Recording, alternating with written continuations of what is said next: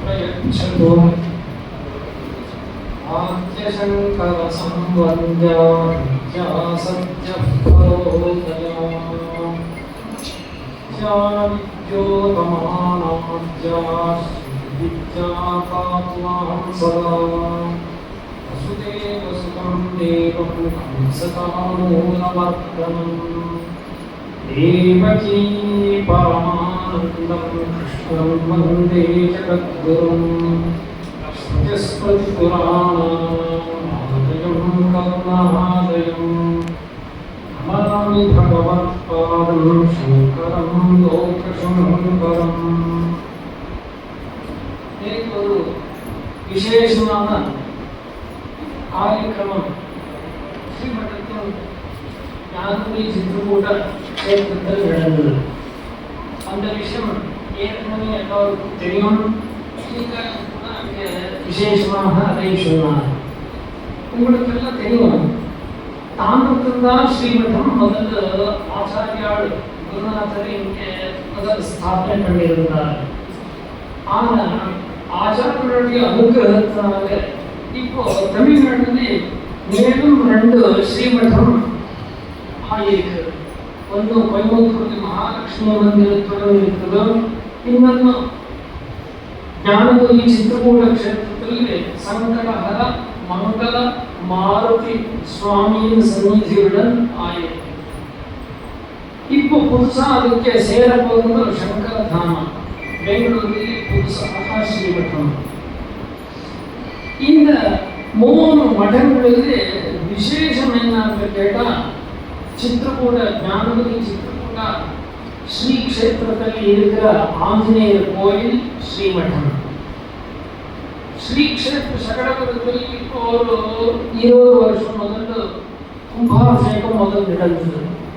கும்பாபிஷேகம் நடந்ததும் சங்கல்பம் பண்ணினோம், ஸ்ரீமட்டத்தின் எல்லா காரியங்களும் நிர்விக்ரமாக நடக்கிறதுக்கும் ஜனாகர்ஷணத்துக்கும் நாங்கள் ஆஞ்சநேயரை ஸ்தாபனை பண்ணணும். 44 அடி, அந்த 44 அடி ஆஞ்சநேய ஸ்தாபனை பண்ணணும் என்று நினைத்து சங்கல்பம் எல்லாத்தையும் பண்ணி ராமநாம லேಖನ யஜ்ஞம் என்று ஆரம்பித்தோம். எல்லாரும் ராமநாம லேಖனம் எழுதி கொடுக்கிறோம். சும்மா எழுதி கொடுத்திருந்தார். ஒரு கூட அந்த ஆலய நிர்மாணத்துக்கு யதாசக்தி கைங்கரியம் பண்ணணும் என்று சும்மா எழுதி கொடுத்தாலே நிறைய பேர் இருக்கார்.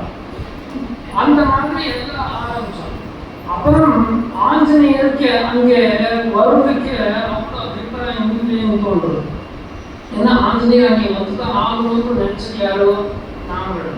மனுஷர் நினைக்கிறது நடக்காமல் இருக்கலாம், ஆனால் பகவான் நினைக்கிறதோ நிச்சயமா அது நடக்கும். நாங்கள் ஆஞ்சநேயரை ஸ்ரீ க்ஷேத்திர சகடபுரத்தில் கொண்டு வரணும் என்று நினைச்சோம். அது நடக்கலை. பகவான் தான் இருக்கிற இடத்துக்கே சகடபுரத்தை கொண்டு வரணும் என்று நினைச்சாங்க. அதுதான் நடந்தது. ஆஞ்சநேயர் ஸ்ரீ க்ஷேத்திர ஞானபுரி சித்திரகூட க்ஷேத்திரத்துக்கு சகடபுரத்தை கொண்டு வரணும்னு நினைச்சால், அதே மாதிரி சகடபுரமே அங்கே வந்துடுத்து ஸ்ரீமட்டமாக எடுத்து அங்கே பண்ண வேண்டிய ஆஞ்சநேயரை நாங்கள் இங்கே ஸ்தாபனை பண்ணி கும்பாபிஷேகம் எல்லாத்தையும் நிர்விக்ரமாக நடத்திட்டோம்னு ரொம்ப சந்தோஷம். அந்த முகூர்த்தமும் நமக்கு அமைந்து வந்துவிட்டோம். முகூர்த்தத்தை மாற்றுவதற்கேன்று முயற்சி செய்தார். பகவானுக்கு அதுக்கு இஷ்டம் இருக்க. ஏன் கேட்கனா, ஒருக்குள்ள அவருக்கு பத்திரிகையே கிடைச்சிருக்கும். கடைசி கும்பாபிஷேகம் முடிஞ்சு 10 நாளுக்குள்ள கொரோனா லாக்டவுன் பண்ணி எந்த காரியமும் நடக்காத மாதிரி ஆயிடுச்சு. இதெல்லாம் எப்படி சூச்சனை கேட்டால், பகவானுக்கு சகடபுரம் அங்கே வரணும் என்று இஷ்டம் இருந்ததோ அதனால தான் எல்லாத்தையும் அவ்வளோ சீக்கிரமா எல்லாத்தையும் பண்ணிவிட்டான். ஏற்கனவே அங்கே இருந்த சந்நிதிக்கு நாங்கள் ஜீர்ணோத்தாரம் பண்ணி கும்பாபிஷேகம் எடுத்திருந்தோம். ஸ்ரீமட்டத்தினுடைய ஸ்தாபத்தியம் அங்கே வந்ததுக்கப்புறம் புதுசாக நாங்கள் ஏதாவது பண்ணணுமே என்று ஒரு குறை இருந்தது. அதையும் பகவான் ஆஞ்சநேயர் தான் மனசுக்குள்ள வந்து சொன்னார்.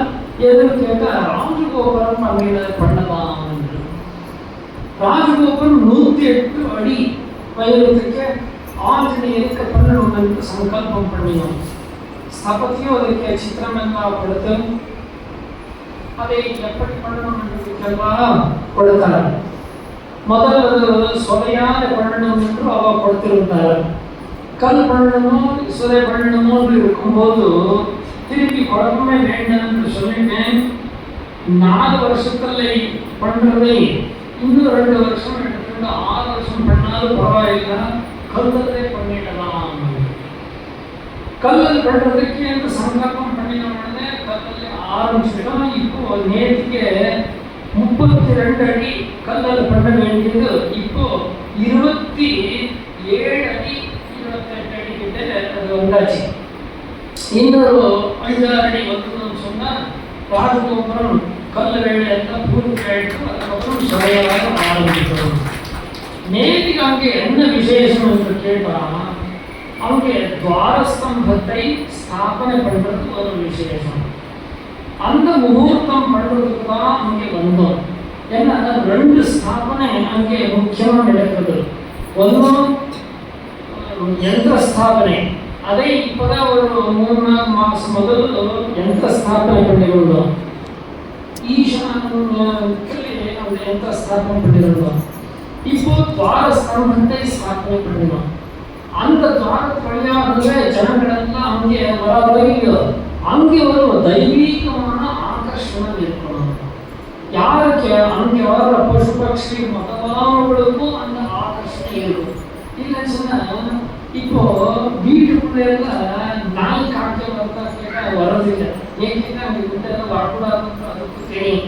ஆனா இவனுடைய பிரச்சாரம் சரியில்லைன்னு சொன்னா அந்த காய்கறி வீட்டுக்குள்ளே வந்துடுது. அது காரணம் என்ன கேட்டா இவனுடைய பிரச்சாரத்தில் ஏதாவது தோஷம் இருக்குதோ அதை காட்டி கொடுக்கிறதுக்கோ பார்க்கிறதுக்கோ அந்த காட்டை உள்ள வந்துடுது.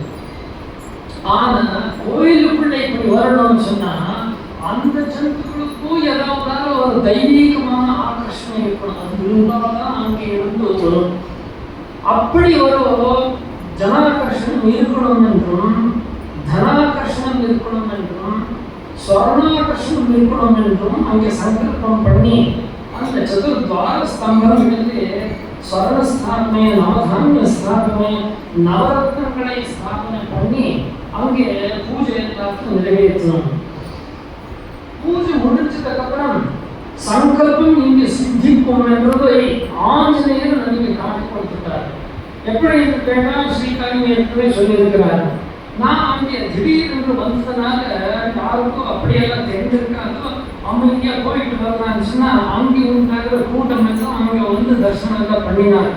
அதெல்லாம் தெரிஞ்சு ஓ இது ஜனாகிருஷ்ணன் 6 போகிறதோ அதுதான் இது சூச்சகம். அதுக்கப்புறம் அங்கே நம்ம பிரதான மட்டத்து இவன் இருக்கிறாரே புரோகவா சமையல் பண்றவர், அவர் அங்கே வந்தோடனே அங்கே இருக்கிற சாமான்களை பார்த்து அந்த மாவு எல்லாத்தையும் ஒரே நாளைக்கு காலி பண்ணி வந்ததுக்கு அது இல்லைங்க பண்ணி போட்டுட்டாரு. அதனால தெரிஞ்சோ தனதானிய சமிருத்தி இங்கே இருக்க போகிறது. அடுத்தது ஒன்றும் நடக்கவே இல்லை. என்ன ஸ்வர்ணாகர்ஷணம் சாயந்தரம் தரிசனத்துக்கு ஒரு மாமி வந்தார். நான் சீர்காழி போயிட்டு நான் யார் தெரிஞ்சுதான் என்ன தெரியும் சும்மா இருந்து பார்த்துட்டே சிரிச்சுட்டேன். நான் தான் அகமதாபாத் கௌரி வந்திருக்கேன். நான் அகமதாபாத் போயிருக்கும்போது அங்கே தரிசனம் பண்ணிருந்தாள். இப்போ அங்கே இருந்து இங்கே வந்துட்டேன் நான் ஒரு சொல்லி இங்கே ராஜகோபுரம் வரப்போறது. அதுக்காக நான் அம்மா பேர் ராஜராஜேஸ்வரி பேருக்கு இந்த ஸ்வர்ண சமர்ப்பணை பண்றேன் என்று சொல்லி சுத்தமான பக்கத்தான் சங்கத்தை எனக்கு சமர்ப்பணை பண்ணினார். அப்போ இந்தியா கொண்டு வந்து சமர்ப்பணை பண்ணணும். இதனால் திறந்து இங்க தனாகர்ஷணம் நடக்கிறது. இப்படி 3 விதமான ஆகர்ஷணம் பார்த்ததுக்கு அப்புறம் ஸ்ரீகாரிக்கு ஒரு உற்சாகம் வந்தது. சீக்கிரமாக அங்கே ராஜகோபுரத்தை நாங்கள் பூர்த்தி பண்ணி முடிக்கணும்.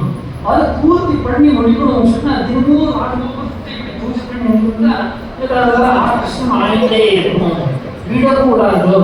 சாதுர்மாசம் அங்கே பண்ணலாமோ என்று மனசுக்குள்ள ஸ்போதனை ஆயிடுச்சு. அதையும் அவரு நேரா சித்தப்போட்ட க்ஷேத்திரத்துக்கு தான் சாதுர்மாசம் பண்றேன்னு சொன்னா மற்றவர்கள் எதுக்கு என்ன பேராசப்படுறாங்க எதுக்கு ஒன்று தாமரை பேரையும் சொன்னார். சாதுர்மாசியம் பண்ணினா எங்க பண்ணணும், சித்திரக்கூட்டத்தில் பண்ணணும் எல்லாருக்கும் தோணுது. ஏன் கேட்டா அங்க பாருங்க எப்படி ஆகர்ஷணம் வச்சு. இங்க ஏதாவது ஆகர்ஷணம் வச்சா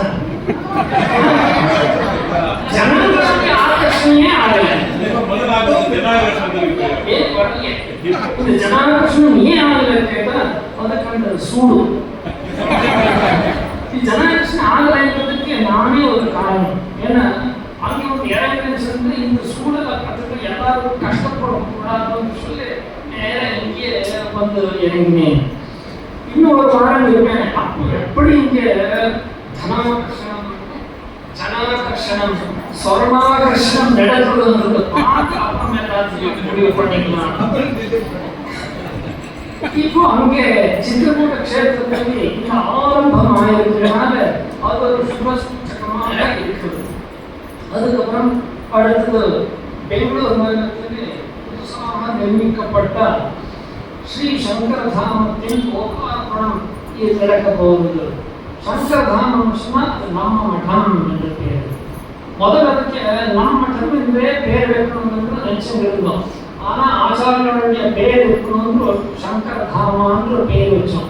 அது கூட அதையும் சேர்ந்துக்கலாம், சங்கரதாமா நம்ம மடம். அந்த காரியங்கள் நடந்ததுக்கு அப்புறம் அங்கேயும் எல்லாரும் வர்றதுக்கு ஒரு சௌகரியம் ஆச்சு. நமக்கு என்ன சௌகரியம் கேட்டா, இனிமே தாமரத்துக்கு வரணும்னு சொன்னா பெங்களூர்லயே நம்ம இடத்துல தங்கிட்டு அப்புறம் இங்கே வந்துருக்கலாம். பெருமா காலத்திலே பெங்களூருக்கு ஒரு மடம் நிர்மாணம் ஆகணும் என்று அவகாசம் தேடி வந்திருந்தது. ஆனா அந்த சமயத்தில் அந்த அவகாசம் வந்த போதவே திரும்பி போயிடுது. ஆனால் ஆச்சாரிய சங்கல்பம் இருந்ததுனால அந்த அவகாசம் வேறு விதமாக ஸ்ரீகாயம் மூலமாக ஸ்ரீமடத்துக்கு வந்து சேர்ந்தது. இப்படி எல்லா சுபத்துக்கும் ஆனதுக்கு அப்புறம் இங்கே வந்து அம்பாள் தர்சனம் பண்ணணும் என்று முடிவு பண்ணினோம். ஸ்ரீ க்ஷேத்திரத்தில் அம்பாளை நாங்கள் யந்திர ரூபமாக பார்த்துருந்தோம். பிராச்சீன யந்திரம். அந்த யந்திரத்தை மூலவருக்கு ஸ்தாபனை பண்ணியிருக்கிறோம். ஆச்சாரியால் பெரிய முதல்ல மூர்த்தி ரூபமாக அம்பாளை ஸ்தாபனை பண்ணின்னு எங்கே கேட்டால் இந்த தாம்பரத்தில். அதனால இது முதல் ஸ்ரீமடம் என்று நான் எப்பவும் நினைச்சுப்பேன். இதை நான் நினைச்சுட்டு இங்கே ஒரு விசேஷம் பண்ணினேன். சித்திரகூட க்ஷேத்திரத்தில் ஆஞ்சநேயரை ஸ்தாபனை பண்ணுறதுக்கு முதல்ல இங்கே ஒரு ஆஞ்சநேயரை நாங்கள் ஸ்தாபனை பண்ணினோம். அதுக்கப்புறம் தான் இங்கே இருந்து சித்திரகூடத்துக்கு போய் அங்கே ஆஞ்சநேயரை ஸ்தாபனை பண்ணினோம். அங்கே ஆஞ்சநேயருடைய விசேஷத்தை ஸ்தாபனை பண்ணினதுக்கப்புறம் மறுபடியும் இங்கே அம்பாவுடைய ஆஞ்சநேயருடைய தர்சனம் பண்ணிட்டு போகணும் என்று இங்கே வந்தேன். வரும்போது நீங்கள் எல்லாரும் ரொம்ப ஸ்ரத்தையா பிரியமா இங்கே வந்து ஆதரவு காட்டியிருக்கிறேன். அம்பாவுடைய பூர்ண அனுகிரகத்தினாலே ஸ்ரீமடத்தின் எல்லா சங்கல்பங்களும் உங்கள் எல்லாருடைய சகயோகத்தினாலே சீக்கிரமாக நடக்கணும் என்று என்னுடைய ஆசை.